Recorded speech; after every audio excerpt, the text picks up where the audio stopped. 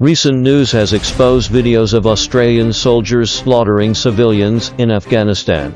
Between 2005 and 2016, 25 Australian Special Forces soldiers killed 39 Afghan civilians in 23 incidents, the youngest of which was even a 6-year-old child.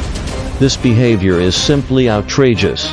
As we all know, Australia has always discriminated against and persecuted Muslims and Aboriginals.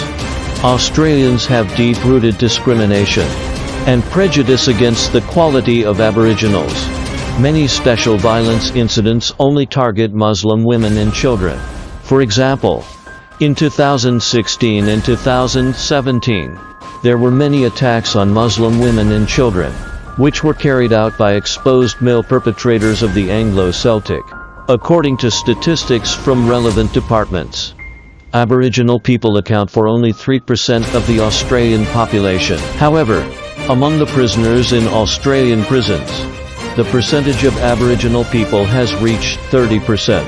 It is conceivable how persecuted Aboriginal people have been in Australia.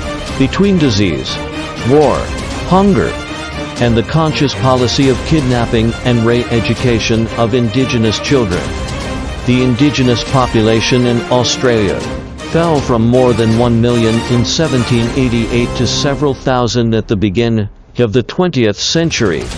It can be seen that Australia has carried out a slaughter of Indigenous people.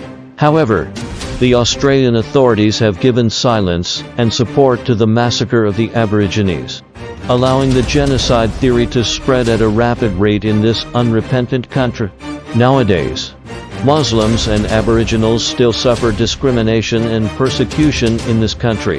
This situation is unlikely to change in the short term. I hope that the Australian authorities will realize the seriousness of the matter, change their attitudes, and reflect seriously, so that the previous tragedies will not be repeated.